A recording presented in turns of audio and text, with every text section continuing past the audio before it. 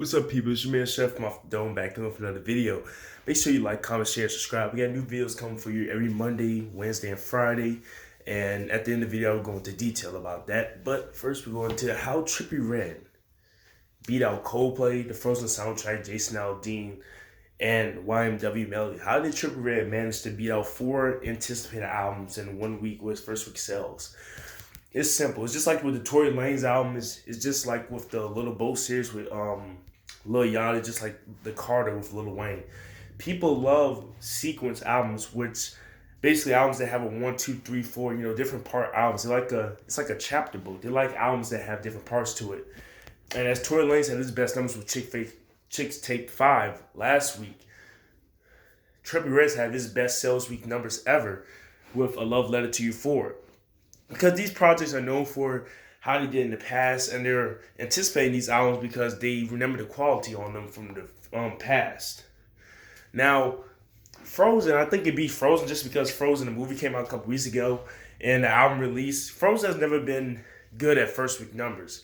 The first Frozen, the soundtrack, it went #1, but it took 5 weeks to get there. It debuted at number 18 and slowly climbed its way to #1 after a month. Frozen 2 did a little bit better, but last week it debuted kind of low, and now it raised in sales and some streaming figures, and they'll probably be #1 probably for most of December. When it gets to #1, it's gonna stay there for about 4 or 5 weeks, like Frozen 1 did. It's gonna be a huge album. It might be the best selling album next year of Drake, or it depends who drops the album next year.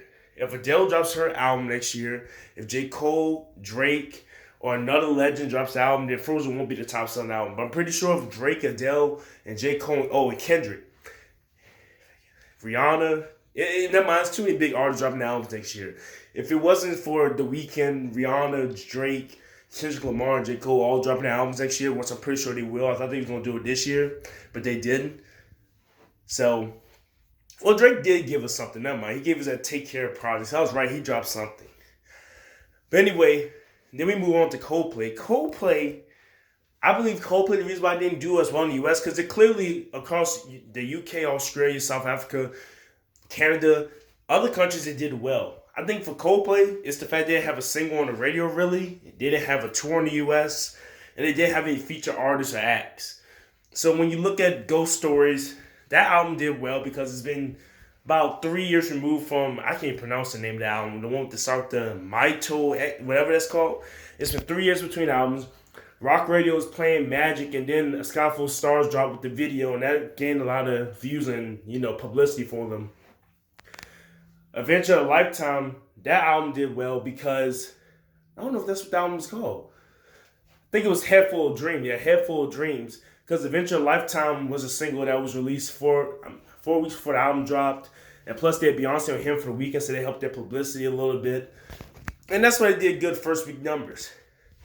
Coldplay, I can't explain why they only sold 48,000 though first week. That's for streams and sales. I think sales is 24,000. I have no idea. That's just my estimate on why they did so poorly. For a band like Coldplay, I thought they had no one bad didn't.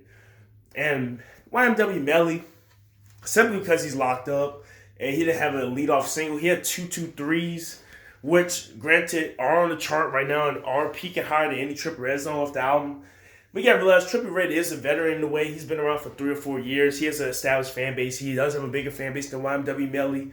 Melly, the only thing he has really is Murder on My Mind and Mixed Personalities. And he has a couple other songs like the Say Goodbye remix with Chris Brown and whatnot. But Trippie Redd has many classics like Dark Knight Dumbo. He has Taken a Walk. He has Topanga from his last album. He has Pose, 1942 Pole. So he has plenty of songs that he can brag about, and plenty of songs fans have listened to for over the years. And overall, that's what I think happened this week. So Frozen will get the #1 spot eventually. I think Coldplay really fumbled this. I don't know how they lost out. And for Melly, he's just not as big yet. That's all. He's not on the level of Trippie Redd. Anyway, make sure you like, comment, share, subscribe.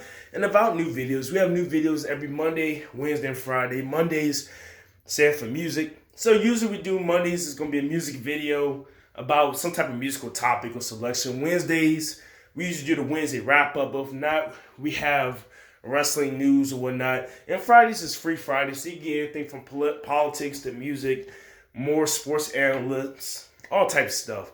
Make sure you subscribe. Be sure to share from Off the Dome. I'm out. Peace.